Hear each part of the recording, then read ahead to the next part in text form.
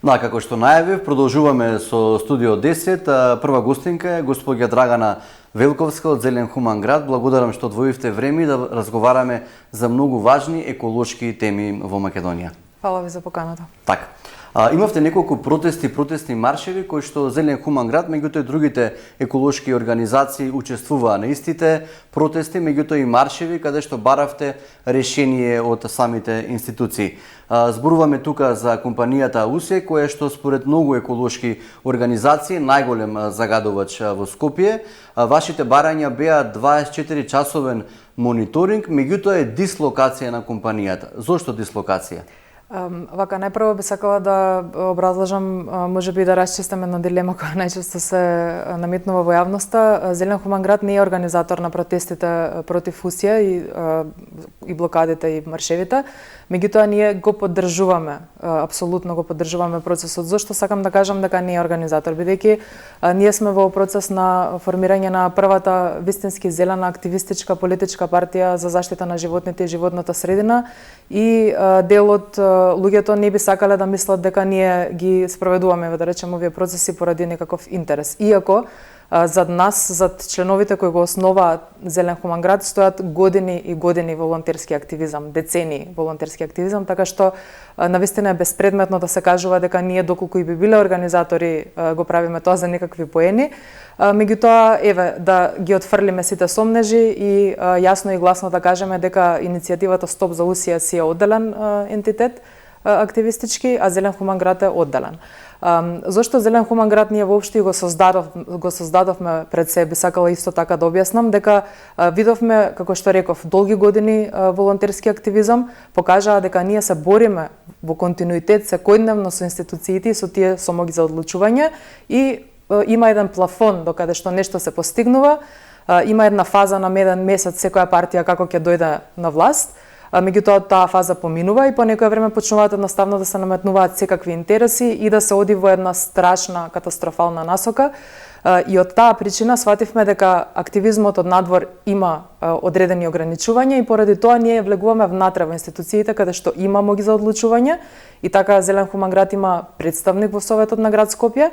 И со таа синхронизација, кохезија помеѓу нашиот представник во Советот и помеѓу активистичките групи кои се уште, секако и ние како волонтери имаме и Зелен хуман град е составен од многу активистички групи за заштита на животни и животна средина, работата на терен, работата внатре во институциите со моги за одлучување, тоа е рецептот за успех и тоа сметаме дека е единствениот начин за да излеземе од ситуацијата во која моментално се наоѓаме.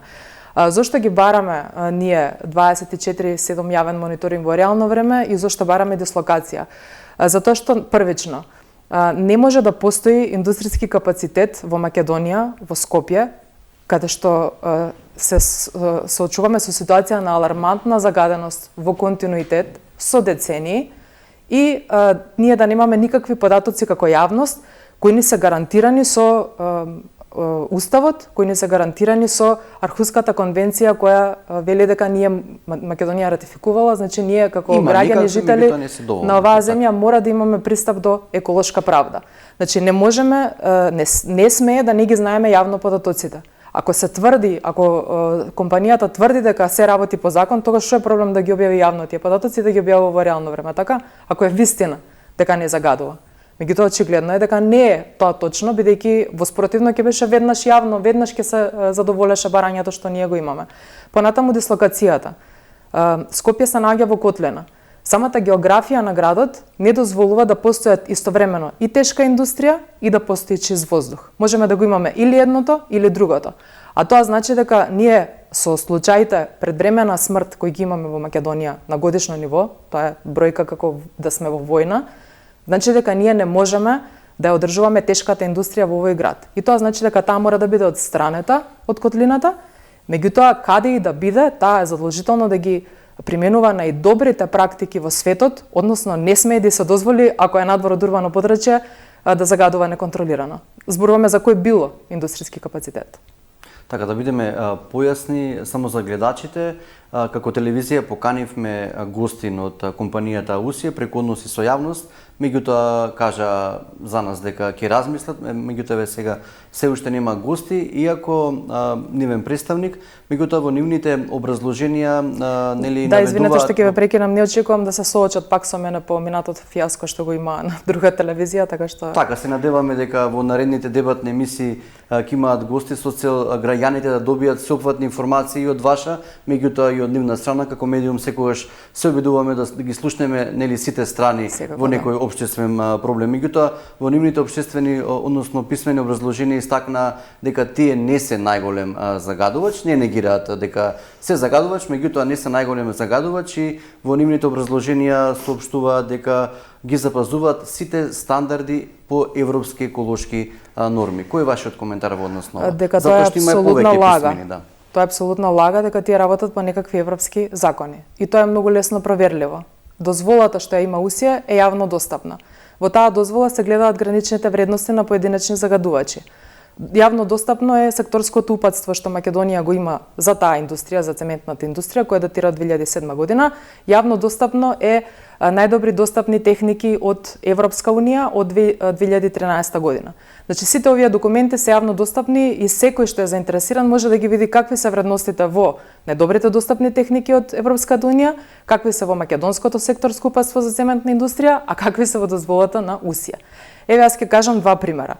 Дека во европските цементари постои со најмодерна, најсовремена технологија, со најсовремени филтри, ограничување на прашината што емитира една цементара до 10 мг на метар кубен. Знаете на Усија колку е дозволено? 3 пати повеќе од тоа. Понатаму, азотните оксиди. Тоа со македонските закони, така? Така. Потоа со азотните оксиди.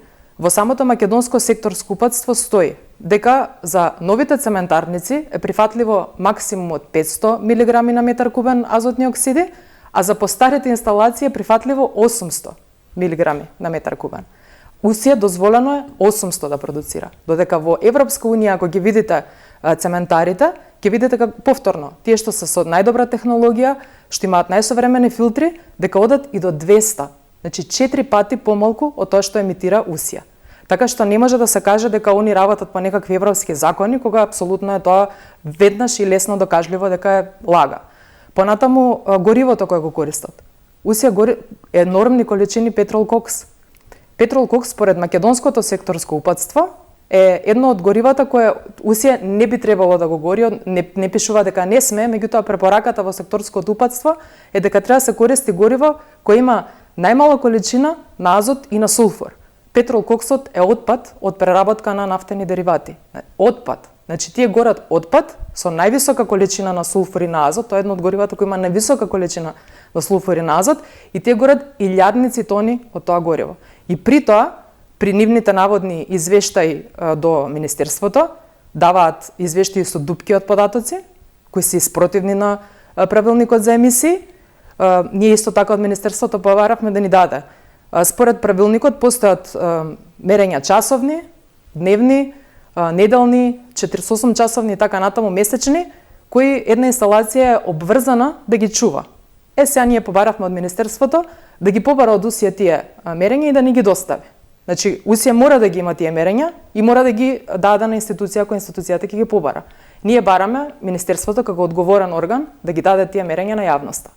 И да видиме дали навистина имало прекорачување на вредностите или како што тие нон-стоп кажуваат во јавност дека немало, меѓутоа не ги даваат и не ги покажуваат вредностите. Сега компанијата во март треба да ја обнови својата еколошка дозвола. Неодамна од Министерството за животна средина истакна дека таа дозвола треба да се базира врз основа на европските еколошки закони кои што треба компаниите да ги спроведат од 2027 година. Меѓутоа од животна средина истакна дека ова ќе биде ова година 2026 ќе биде меѓу период каде што треба Усија да се адаптира на тие европски еколошки закони. Некој коментар на тоа дали според сегашната состојба која што нели вие знаете во компанијата Усија може за толку краток период оваа компанија да се прилагоди на тие европски еколошки закони кои што практично во 2027 ќе бидат дел од македонското законодавство. Значи, најпрво околу законот за контрола на индустријски емисии морам да го повторам тоа што континуирано го кажуваме. дека тој закон, како што е донесен, е криминален закон. Во него е дозволено загадувањето да биде деловна тајна, што никогаш во историјата на Македонија не постоело. Значи, претходно постоела можност за деловна тајна, меѓутоа тоа ги исклучувало емисиите и ги исклучувало сите потенцијални ризици по здравието на човекот и животната средина. Ова значи дека законот како што е донесен одговара на крупниот капитал, односно на тешката загадувачка индустрија. Тоа не е закон кој е донесен за доброто на граѓаните. Добро во него е што постои опција, односно обврска за да се применуваат најдобрите достапни техники од Европската Унија. Меѓутоа, роковите што се дадени во тој закон повторно одат во прилог на крупниот капитал и тешката индустрија. И исто така, доколку имаше вистина намера од Министерството да го обезбеди тоа, ќе го обезбедеше и сега. Ние побаравме на 23 јануари од Министерството за животна средина да го активира членот од Законот за животна средина кој му возможува по службена должност да иницираат измена на дозволата на УСИја. Значи да не чекаат УСИја до март да ја иницира постапката како што обврзува законот, туку тие самите од Министерството да ја иницираат таа измена. Што ќе покажеше тоа? Тоа ќе пратеше порака дека на вистина Министерството се обидува да го доведе во некакви граници УСИЕ или која било индустрија понатаму, бидејќи немаше тоа да важи или нормално само за УСИЕ, но овде морам и да кажам нешто што е еден тежок абсурд, дека со дозволите, интегрирани дозволи кои тешката загадувачка индустрија ги добива, загадувањето треба наводно да се доведе во некакви безбедни граници. Не постои безбедно ниво на загаденост. Тоа е тежок оксиморон. Безбедно ниво на загаденост едноставно нема. Значи, секоја ниво на загаденост произведува известни последици во зависност од потенцијалот што секој човек го има. Така што очигледно е дека дозволите, односно тие гранични вредности на загадување и самите закони какви што се носат во служба на крупниот капитал, тешката загадувачка индустрија, се само еден непристоен компромис со нашите животи, со нашето здравје. Помеѓу институциите кои постојат наводно да не штитат и помеѓу крупниот капитал. Значи, ние имаме ситуација каде што УСИЕ групацијата на светско ниво генерира нето профит од 315 милиони евра, додека цементарата што се наоѓа во една малечка земја генерира 10% од тој светски промет, односно, извинете, профит, нето профит. Тоа се едноставно јавно достапни податоци кои укажуваат дека нешто не е во ред, дека не може од цел свет Титан групацијата има и во Америка, и во Европа, и во Југоисточна Европа, и во Медитеран, Југоисточна Европа да биде тој регион кој генерира најголем нето профит. Значи, не зборуваме профитот дали Америка прави 200 милиона, 300 колку прави. Ние правиме најголем нето профит процентуално. Процентуален најголем профит да правиат на толку мала земја, тоа е евидентно што е тука во прашање. И не може да се дозволи да се продолжува понатаму на овој начин институциите да се прават глуви и слепи и да викаат да излегуваат директори на Државен инспекторат за животна средина кои тие треба да го зборуваат ова што ние го зборуваме. Значи не треба јас овде да седам и да зборувам што прави УСИЕ, што треба да направи Министерство. Директоратот за инспекторатот за животна средина треба да го прави. За тоа се тие платени, за тоа ние ги плаќаме, за тоа од нашите пари двоиме за тие да постојат. За што? За да излегуваат на пресови, да бранат загадувачи. А дали сметате дека доколку еве навистина тоа што е на хартија европско законодавство од 2027, доколку се спроведе од страна на компанијата, ќе немаме толку енормно загадување? Или тоа е само можеби проформа? Не би рекла дека е проформа, дека загадувањето ќе се намали, меѓутоа како што реков, дали во пракса ќе се спроведе колку би верувале на... Тоа е работата. Од таа причина е неопходно да има во реално време 24/7 јавен мониторинг. Екранчињата што УСИЕ си ги гледаат во контролната соба, јавно да бидат објавени. Значи тоа не е ништо спорно. Има инцинератори низ светот кои тоа го прават. Јавно во реално време ги имаат податоците. Само така може секој да биде сигурен дека навистина нема загадување. А не некој да кажува ама јас давам извештај до Министерство, ама тие извештаи се во гранични вредности, ама ова, ама она, а ние одиме со инспектори кои не земаат како првопримероци од процесни оџаци. Значи, дури кривичната пријава од градот Скопје се однесуваше на оџак кој беше од парниот котел. Ние немаме инспектори со знаење, речиси и немаме инспектори со некаков интегритет професионален овде. Затоа што тоа што останало со некаков интегритет е толку маргинализирано од останатото што е подкупено и од други нели интереси и побуди, уценето и така натаму, не си ја работи работата како што треба, ние се соочуваме со целосен распад на институциите. И во таква ситуација, кога имаме таков распад на институциите, единствено што останува за да се смири населението е јавен мониторинг. И тоа не смее да има компромис тука. Значи мора да биде во реално време, достапен на секој граѓанин што сака да го види 24/7. Да. Дали после протестите и маршевите, вас како Зелен хуман град или можеби другите еколошки организации беа повикани до институциите на разговор за барањата ваши, затоа што сепак тие барања практично беа упатени до самите институции? Зелен хуман град не бил повикан од институција, тоа што преес како почнав да го зборувам на 23 јануари кога испративме барање до Министерството да ја инициира измената на дозволата, и требаше според законот за представки и предлози ние да добиеме одговор на тоа барање во рок од 15 дена. Тој рок им помена на Министерство пред 5 дена. Они ниту одговорија дека го отпремеле мејлот, ниту нешто што било одговорија околу тоа. Понатаму на нашите барања за, како што реков преска, дневни, часовни, 48 часовни, неделни, месечни мерења кои се обврзани усија според правилник за емисии да ги чуваат, допрва ќе видиме дали Министерството ќе одговори.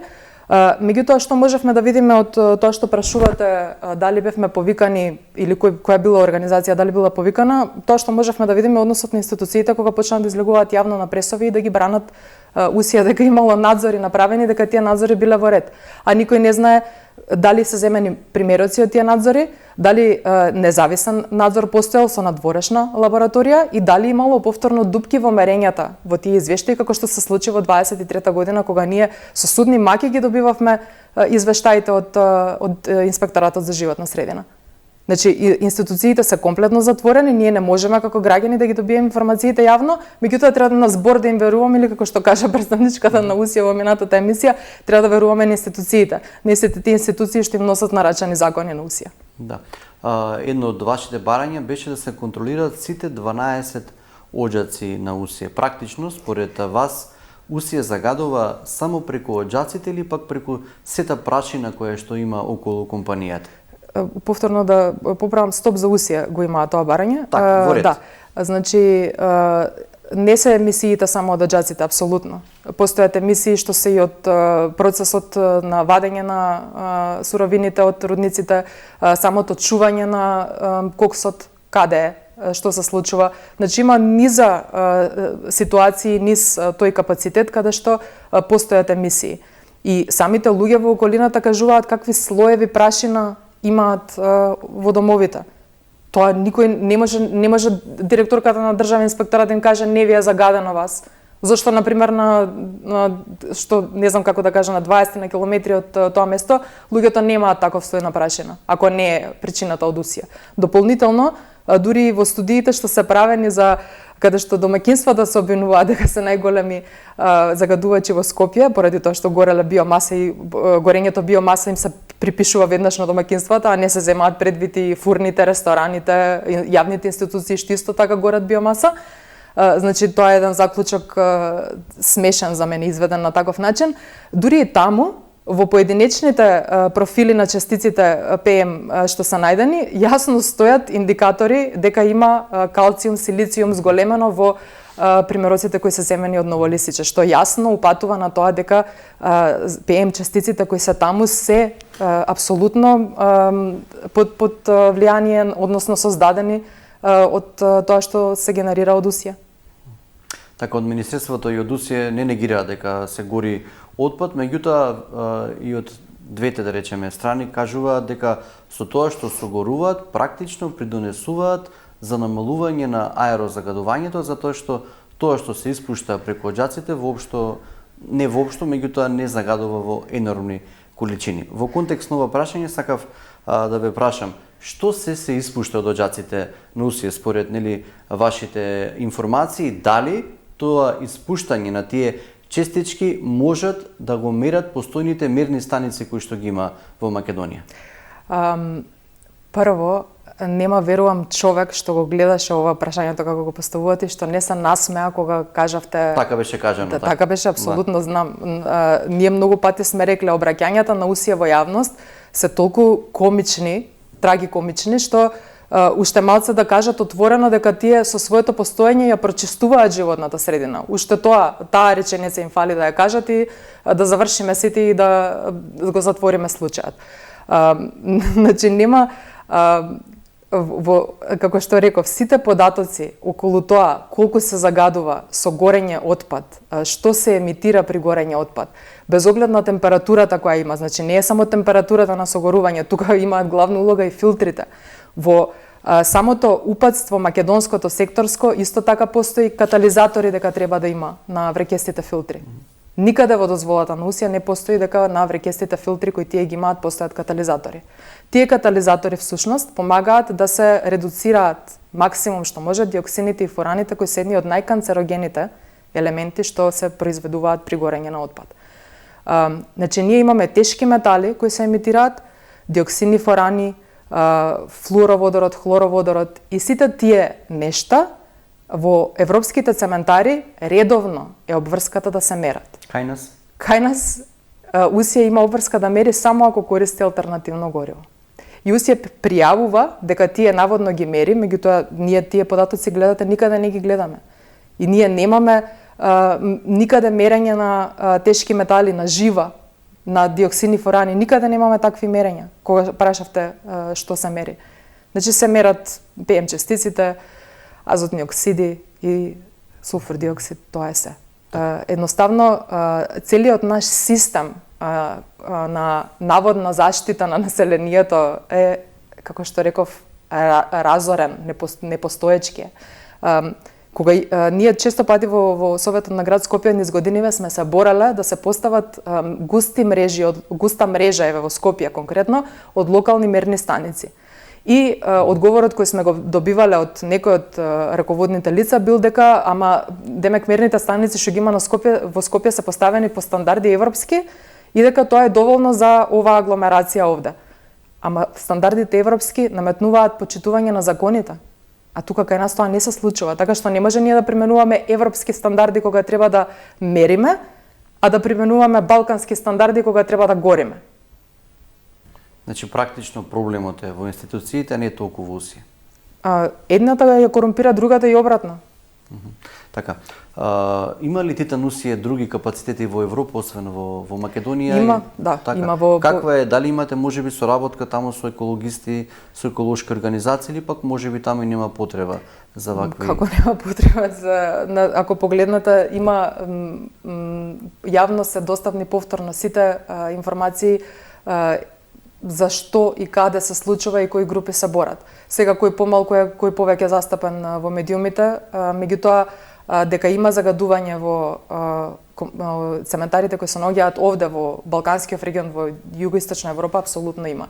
И има информации дека населението се бунело во тие места каде што и дури се горел отпад и дека сите тие процеси околу горењето на отпадот, дали ќе им се даде дозвола, нема да им се даде, биле повторно процеси кои биле затворени, населението било исклучено од процесите, односно како кај нас се свикува јавна расправа, должен е организаторот на јавната расправа да ги вклучи забелешките во тој финален извештај, меѓутоа не е должен да ги вклучи и да ги интегрира во тоа што ќе го прави како финален документ. Тука затајува всушност владењето на правото во Македонија и го невозможува практично декларативниот пристап до правда, до еколошка правда, што ние го имаме, како што реков, и според Архуска конвенција и според нашиот македонски устав. Да. Град Скопје дури прифати да се отвори дислокација за Усија. Ова според вас е само проформа или можеби? Тоа беше иницијатива на Зелен хуман град, Советот на град Скопје да изгласа дислокација на Усија. Причината зашто ние го направивме тоа, и тоа го направивме со само еден од 45 советници, што е историски преседан во Скопје, со еден советник од 45, со такви силни бизнес интереси и хетерогена политичка структура, ние да обезбедиме едногласие при гласањето. Тоа беше навистина одличен потек и причината зашто го направивме тој потек е дека прв пат имаме во историјата на Скопје, на Македонија, институција да застане за тоа дека Усија е голем загадувач и местото во Скопје нема е. И сега сите наши чекори понатаму ќе бидат надградувања само врз тоа што го постигнавме во Советот на град Скопје. Ако сакаат која било партија да докаже дека не гласала само колку да крене рака и поради политички поени во моментот, туку навистина ќе ќе преземе нешто. Еве ние пред 10 дена со нашиот советник поставивме прашање до градот Скопје докаде се процесите околу таа одлука која беше изгласана, односно иницијативата на Зелен хуман град и што може да се очекува во следните денови, кога да очекуваме реализација на тоа што го побаравме. Значи, јасно насочени действија, континуиран притисок и од внатре во институциите каде што имаме моги за одлучување како Зелен хуман град, но и од надвор со нашите активистички групи и таа синергија е, како што реков, тоа што дава резултат. Да не се отстапува и да ги фатиме на кондиција, зашто тука е борбата. Дека ако не се откажеме, ќе победиме.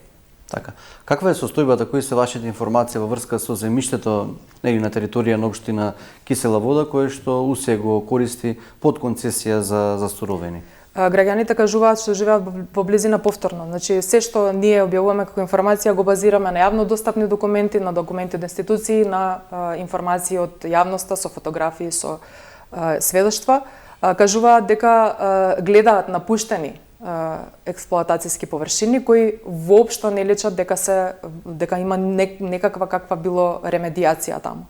Значи уништени површини кои не се труди, иако по закон е тоа обврска, не се труди загадувачот да ги ремедира, односно да ги врати во првобитна состојба, би рекла тоа малку тешко, меѓутоа природата прилично лесно знае да воскресне и само треба да се даде шанса да се случи тоа, но работата е што загадувачот во случаја фусија, според граѓаните што живеат таму, не ја дава ни таа шанса. Значи, кажуваат дека едно дрвце не е засадено. Така.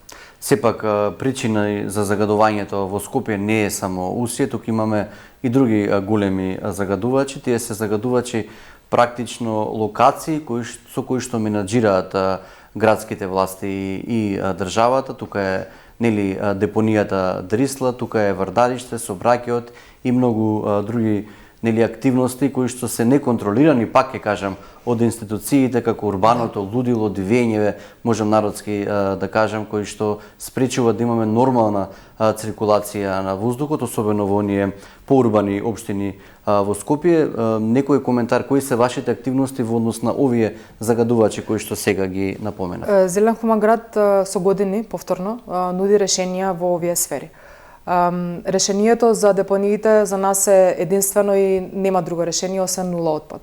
Тоа значи целосно реобмислување на системот на управување со отпад. Првично да се запре практиката која е праисториска практика на депонирање на отпадот, да полниме отровни дупки, да ги полниме со ѓубре и потоа да си ги уништуваме почвата и водата и воздухот, е навистина контраеволуцијски да го правиме во 21 век.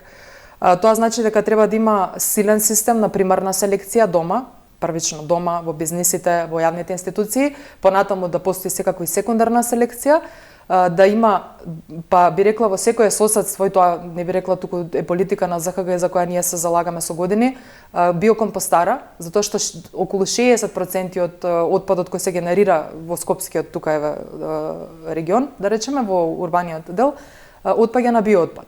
Тоа значи дека ние можеме таа фракција да ја тргнеме од контейнерите, во лето да не ни смрдат контейнерите, да не течат камионите, можеме од неа да произведуваме органско ѓубриво, да си ја вратиме вредноста и квалитетот на почвата, што имаме оддамна изгубено во Македонија, во Скопје и на цела територија на Македонија.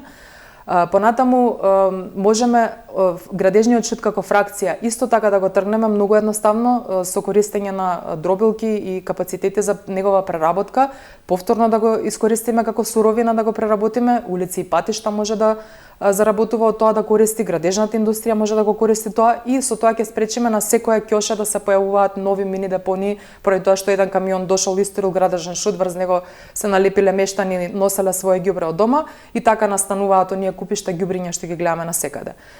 Следно, се што е стакло, пластика, хартија, метал, останатите фракции, извоз надвор. Ние немаме капацитети во Македонија, како што реков, институционални, ниту за контрола, ниту за ништо, за да можеме ние тука да рециклираме, затоа што тие емисии што би се генерирале со преработка на пластика би биле опасни за нас. Значи, извезување надвор и повторно има земји кои купуваат отпад. Значи, ние можеме да заработуваме на секаков можен начин, што е необходно е само да има човек на раководна позиција кој е доволно паметен и доволно прогресивен и доволно патриот за да ги спроведе овие практики. Тоа ни треба. И затоа сметам дека иницијатива како Зелен хуман град, која има знаење, способност, докажана способност низ годините, искуство, мора да добие власт во Скопје. Значи, не можеме ние да дозволуваме веќе на партии само со своето членство да бидат гласани. Ние имаме сега администрација која има најниска историска поддршка во Скопје. Значи, ние имаме ни 20% од гласачите, ова гарнитура сега на власт не ја имаат изгласано. Знаете што значи тоа? Дека останатите 80% од населението не се представени никако во Советот на град Скопје. Тоа значи дека, односно во Советот кога зборувам за тој што ги носи политиките и што ги има мнозинството. Така. Тоа кажува дека луѓето колку побрзо се освестат и сватат дека имаат излез и имаат можност да направат нешто за себе, толку подобро за сите нас. Во однос на сообраќајот како решение, континуирано кажуваме, задолжително да се стеснат коловозните ленти. Значи, еве сега и со Safe City. Меѓутоа, таква политиката не е на властите изминативе 10-20 години. Ете така, меѓутоа правилникот дозволува да се скратат до 3 метри коловозните ленти, а ние сега имаме 3,5 метри максималната ширина ја користиме и со тоа проектирана брзина од 90 км на час. Колку ќе придонесе за намалување доколку се скратат? Кој е вашето објаснување? Дека ќе се намали ширината на лентите, со тоа ќе се спречи брзо возење. Мислам, еве Safe City го спречува, меѓутоа така и ќе има повеќе простор за велосипедска и за пешачка инфраструктура која мора да биде безбедна. Значи не може велосипедисти да гинат на небезбедни улици од возила затоа што се небезбедно одделени едни од други. Понатаму, јавниот превоз. Глупоста што се обидува сега повторно да се врати, да се обнови со БРТ е навистина не само глупост, него многу опасна во суштина практика, затоа што вие имате над 70 милиона, односно само 70 милиона за првата траса земени кредит, и со тие пари ние овдека ќе го раскопаме Скопје, ќе уништиме 7000 дрвја по трасата, потенцијално ќе ги загрозиме главните водоводни цевки што го напојуваат пола милионски град со вода, и ние ќе направиме тоа за што? За некој да се земе провизија? Значи не може да се носат такви одлуки зад затворени врати. Зелен хуман град бара веднаш јавно објавување на сите информации што постојат околу БРТ, бидејќи јас како член поранешен на Советот на град Скопје ниту еднаш не видов студија која разгледува повеќе сценарија и го одредува БРТ како најдоброто, најефективното, односно најисплатливото, најоптималното сценарио за јавниот превоз во Скопје. Ниту видов таква студија, ниту видов оцена за влијание врз животна средина која тој проект ќе има неминовно врз Скопје. Значи не може еден таков проект од такви размери да се донесе и да се почне да се спроведува без студија за оцена на влијание врз животна средина. Не може да се донесе и да се спроведува без да има студија која што го разгледува како сценарио меѓу другото, меѓу повеќе сценарии и го одбира врз основа на факти, на докази, на наука, тоа сценарио како најдобро. Значи, процесите кои овде се водат во Македонија се комплетно обратни. За затворени врати се креира јавен долг што генерации ќе го плаќаат, се финансираат штетни проекти кои се и ризични, како што реков сега, од повеќе причини. Замислете Скопје да изгуби 7000 дрвја.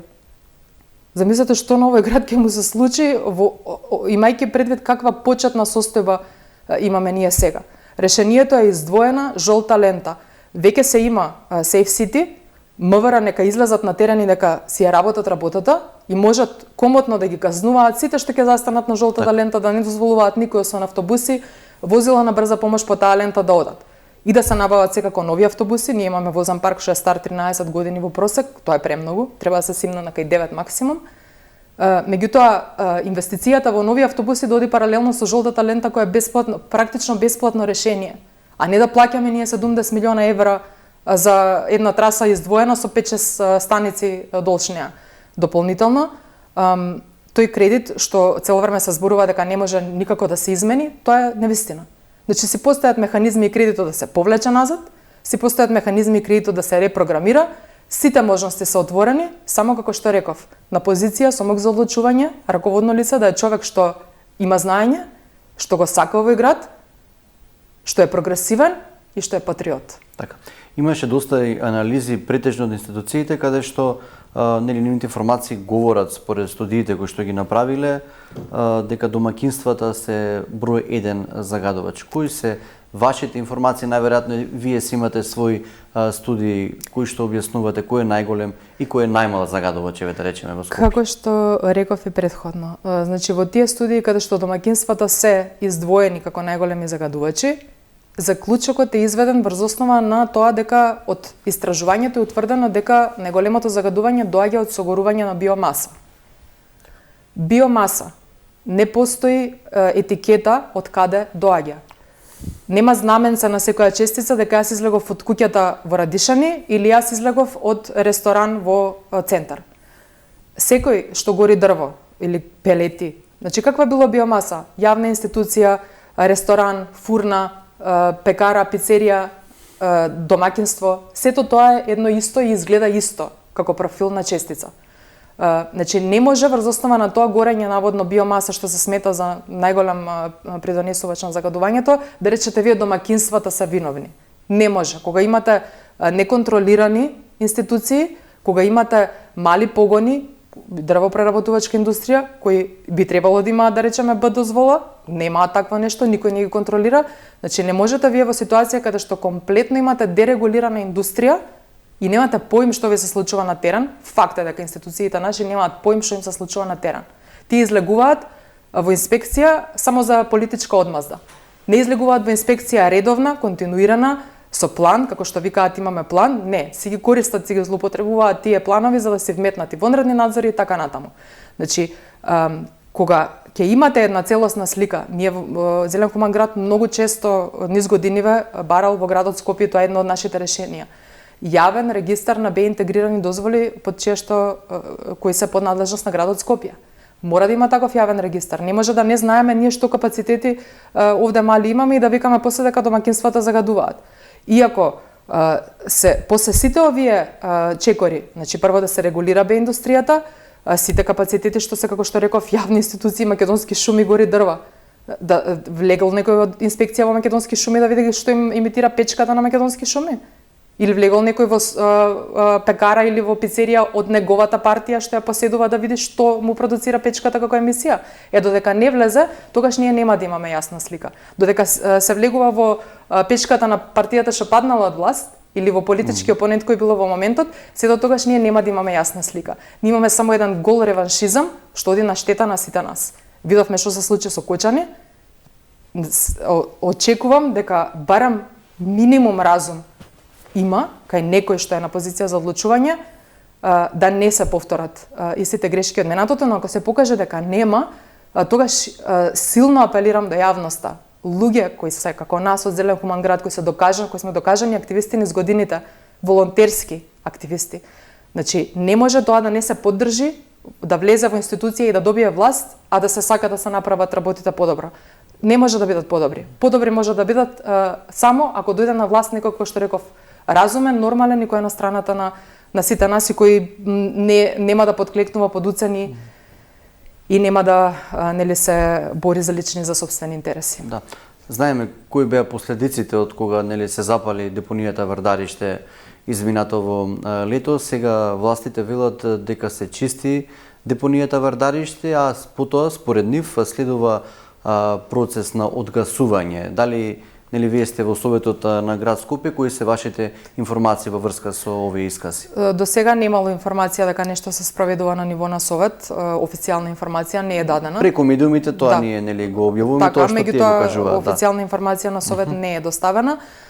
Процесот на отпленување е во ред за депонијата, но потоа најдоброто решение за, како што реков, нашето здравје и нашите животи е ние да не дозволуваме такви отровни дупки да постојат во земја кои имаат отпад натрупан и кои каква и облога да се стави околу таа депонија, таа облога ќе исчезне долго пред тој отпад што наводно треба да го одвои од почвата, од водата, од воздухот на крајот на криштата. Значи, едноставно е решението. Отпадот не смее повеќе да се депонира. Тој отпад што постои во светот има и практики, особено островските земји, еве како што на пример Тајван, Сингапур, веќе почнуваат да применуваат практики на рударење депониско, односно да ги користат депониите како извор на суровини Наместо нови суровини да ископуваат од рудници, од virgin sites да речеме, од точки, односно региони каде што немало претходно рудници, да не зборам на англиски. И со тоа, со реупотребувањето на тој отпад, тие го спречуваат загадувањето веќе на сите медиуми на животната средина. Од друга страна, спречуваат злоупотреба на ресурси, односно паметно ги користат ресурсите и понатаму спречуваат долгорочни штетни последици по нивната земја. Затоа што, како што реков, подлогата, обвивката и од во наводници стандардната депонија, најпрофесионално изведената депонија, таа обвивка е под постојан притисок. Дали е тоа дупнување на обвивката поради самото нагмечување на отпадот, дали е некакво разградување поради хемиските процеси што таму се случуваат, дали е кинење поради тектонски процеси што се одвиваат. Значи има многу фактори кои влијаат колку и многу кратко таа обвивка, морам да кажам, има проценки во европските земји дека некои децени максимум во најдобри услови може да обстои, меѓутоа повеќе не може. Тоа значи дека сите овие дупки кои ние веќе ги имаме наполнато, дека најдобро би било во најскоро можно време да ги исчистиме и, како што реков, паметно да управуваме со сите ресурси кои ги имаме на располагање, при тоа имајќи на ум дека секогаш тоа треба да биде решение кој има најмал негативен ефект врз животната средина, а со тоа врз животот и здравјето на луѓето и на животните. Се запали Вардариште, меѓутоа се запали Дрисла, никој не негира, дури властите централни градски граѓани организации, дека Дрисла работи според не според европски стандарди, туку ајде да речеме народски кажано голем дел на диво. Некој коментар, имате ли увид во како нели членови на советот во Дрисла како работи? И кои се плановите на град Скопје? Плановите на град Скопје околу Дрисла се цело време исти на хартија. Нема ништо различно во плановите сега и пред 10 години. Тоа што е најважно тука е дека никогаш отпадот не смее да биде даден на никакво јавно-приватно партнерство, односно не смее тоа да биде приватизирање на јавен капитал, особено во таа сфера, бидејќи тука има енормен ризик по животот и здравјето на скопјани. Тоа задолжително мора да остане во градот Скопје, под силна контрола на Советот, на граѓаните. И, како што кажав предходно, решенијата се да се почне сега, најбрзо што ми се требаше вчера, завчера, пред 10 години да се почне. Меѓутоа, кога не се почнало, еве сега може да се почне, со ригорозна селекција, како што кажав, на отпадот, со капацитети за преработка на градежен шут, со биокомпостари во секое соседство. Дури ова раководство одби да купи дополнителни компостари. Зелен хуман град во минатиот мандат успеа да обезбеди 2 биокомпостари во Скопје и тие стојат и уште не се во функција. Тоа е страшна загуба на ресурси. Тие се купени со јавни пари и наместо да тргнат од отпадот што и паркови зеленило го остава секаде по улиците и да скапува гранки, дрвја, тоа можеше да биде искористено во компостарите и од него да се направат компост и да не увезуваат компост од Холандија, например. Значи, сите наши решенија се во контекст на тоа предпријатијата во град Скопје да бидат финансиски консолидирани, односно да се обезбедат сами нови линии на приход, да се заштитиме, односно да не дозволиме да има отпадот такво влијание врз нашата животна средина и врз нашето здравје, односно паметно да управуваме со него. Тие се решенијата што ги има Зелен хуман град и тие се решенијата што со години ги повторуваме, меѓутоа, како што реков, едно е да си опозиција, а друго е да си на власт. Додека не дојде Зелен хуман град на власт, очекувам дека едноставно нема капацитет, нема во овие луѓе што сега се на власт, дали е тоа од некакви бизнес интереси само или некакви идеолошки лични причини, не би знаела вистина да кажам. Меѓутоа не ми е јасно како можат до толку да не спроведуваат решенија кои на крајот на криштата на нив ќе им донесат политички поени. Замислете што значи за една администрација на град Скопје да тргне 60% од отпадот од улиците на Скопје. Замислете каква победа би било тоа. И не можам да замислам зашто никој не сака тоа да го направи. Без на страна интересите какви и да се. Зошто не би сакал да си обезбеди најмалку уште еден мандат ќе си обезбеди само со тој потек ќе си обезбеди уште еден мандат. Така. Неразбирливо. Така, за вашите, меѓутоа и за еколошките права на граѓаните, се борите на улица, меѓутоа и во Советот, кои се вашите, како последно прашање, идни активности во однос на протести, блокади, маршеви, меѓутоа иницијативи и предлози во Советот на град Скопје? Ние сме во процес, морам да го кажам и ова, на формирање партија, така што ги повикувам сите граѓани да ни се придружат, да ни дадат подпис, со тоа да ни дадат поддршка. 1000 подписи ни се потребни да основаме партијата и со тоа би можеле понатаму да застапуваме ова, како да кажам, нашата политика и во собранието, не само во Советот на град Скопје. Сега во јуни се очекува и да се измени изборниот законник, тоа ќе значи, сигурна сум, заострување на критериумите за да можат независни групи како нашата да влезат во институциите со моќ за одлучување, и затоа е многу важно луѓето да ни се придружат сега, значи што побрзо да основаме партијата и да се обезбедиме дека ќе можеме и во Советот на град Скопје да продолжиме и во собранието на Македонија, а нашите следни чекори се однесуваат на комплетно разоткривање на случајот со Усие сега. Продолжуваме со силниот притисок за да се спроведат сите наши предлози во однос на управувањето со отпадот во градот Скопје. Понатаму, како што го спомнав, БРТ, ќе се бориме до последно со БРТ, затоа што за Македонија не е непознато повлекување на ЕБОР кредити. Тоа се случи за Охридскиот регион, со кој ЕБОР сакаше да го распара националниот парк Галичица и со тоа да му ги уништи ЮНЕСКО вредностите. ЕБОР повлече кредити за Бошков мост, хидроцентралата, и тоа беше исто така многу критична локација каде што ќе загрозеше и основен извор на вода на населението, но и подрачје каде што рисот се размножува и живее, тоа е загрозен вид. И тоа е последните, така, меѓутоа неговото нерепрогласување како национален парк исто така оди во прилог на капиталистичките интереси. И за да се сузбие сето тоа, во институциите со моќ за одлучување мора да бидат луѓе со знање, интегритет и способност. Такви луѓе има, потребно е само да бидеме поддржани од јавноста. Така, Драгана, благодарам за разговорот, нови исцрпни информации кои што ги споделивте во студио 10 на ТВ24. Се надевам дека успешна ќе биде борбата за важни еколошки теми за граѓаните на Скопје и на Македонија. Се надевам јас и ви благодарам уште еднаш за поканата. Така, благодарам. Така. Сега следува кратка пауза, потоа продолжуваме со други теми на студио 10.